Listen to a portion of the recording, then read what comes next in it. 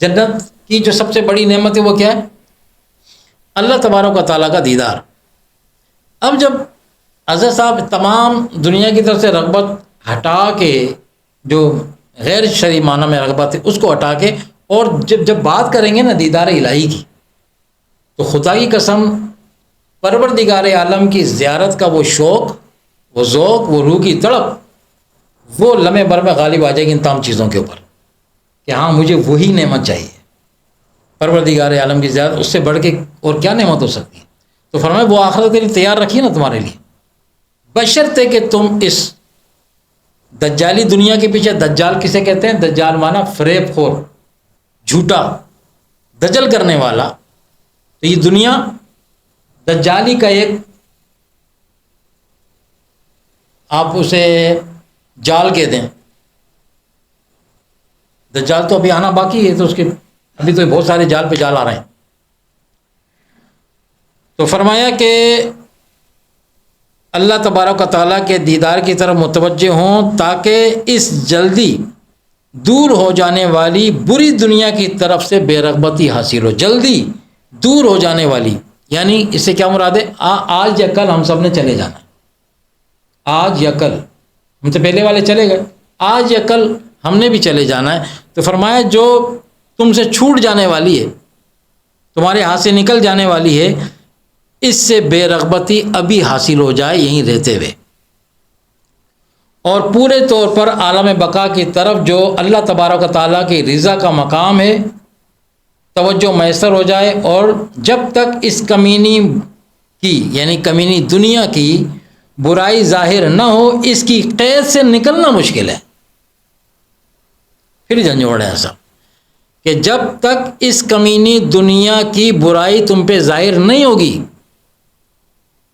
تم اس کے بارے میں صحیح طریقے تحقیق نہیں کرو گے، نہیں سمجھو گے اس کو، اس وقت تک تم اس کی قید سے نکل ہی نہیں سکتے۔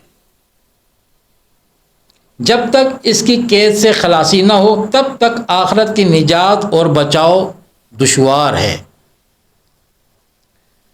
فرمایا دنیا کی محبت ہر گناہ کی جڑ ہے، مشہور و مانی ہوئی بات ہے یہ۔ اور فرماتے ہیں اور چونکہ علاج ضد سے ہوتا ہے، اس لیے اس کمینی دنیا کی محبت دور کرنے کا علاج امور آخرت میں رغبت کرنے اور شریعت روشن کے احکام کے موافق اعمال صالحہ بجا لانے پر وابستہ ہے۔ اللہ تعالیٰ نے دنیا کی زندگی کو 5 بلکہ 4 چیزوں پر منحصر کیا ہے۔ فرمایا دنیا کی زندگی کھیل کود اور زینت اور باہم فخر کرنا اور مال و اولاد میں زیادتی کرنا، یہی چیزیں دنیا کے معاملات میں۔ کیا؟ زندگی، کھیل کود، تماشا، زیب و زینت، ایک دوسرے پہ باہم فخر کرنا۔ کوئی اپنی ذات کے حوالے سے فخر کر رہا ہے، کوئی اپنی برادری کے حوالے سے فخر کر رہا ہے، کوئی اپنے مال و دولت کے حوالے سے ایک دوسرے برتری اور فخر جتا رہا ہے، اور کوئی اپنے کثیر مال اور اولاد کے معاملے میں دوسروں پہ فخر کرتا ہے۔ یہ دنیا کے یہی جھمیلے ہیں۔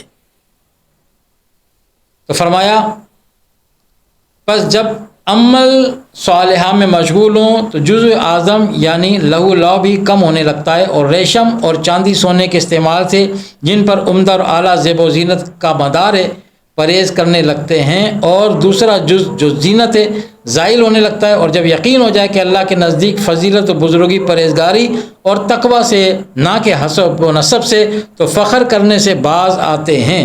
اور جب جانے کہ مال اولاد اللہ تعالیٰ کے ذکر سے مانے ہیں، یعنی اس میں رکاوٹ پیدا کر رہا ہے اور اس کی بارگاہ سے روکتے ہیں، تو ان کے زیادہ سے زیادہ حاصل کرنے سے کوتاہی کرتے ہیں، رکتے ہیں، اور ان کے بڑھانے کو برا جانتے ہیں۔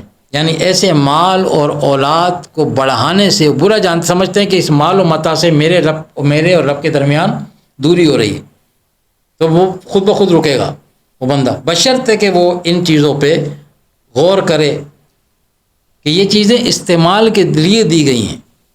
جائز طریقہ استعمال کرنے کا منع تھوڑی کیا اللہ تعالیٰ نے۔ دولتیں استعمال کے لیے، گھریں استعمال کے لیے، گاڑی اللہ نے دی تو آپ کے استعمال کے لیے، اچھا کھانا کھا سکتے ہو، کھاؤ، کب منع کیا ہے؟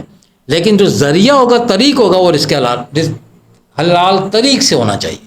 وہ کسی کی گردن پاؤں رکھ کے حاصل نہ کیا گیا ہو، کسی کا حق مار کے حاصل نہ کیا گیا ہو.